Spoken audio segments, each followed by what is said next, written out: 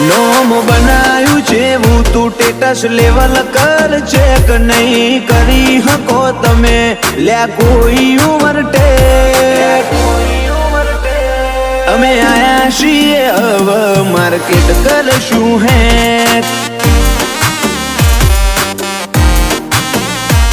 હું આવું તણ તાર બદલી દેવો પડે ટ્રેક તમે થોડી રાહ જોજો રિટર્ન કરશું અમે બેક અમે આયા છીએ હવે માર્કેટ કરશું હેક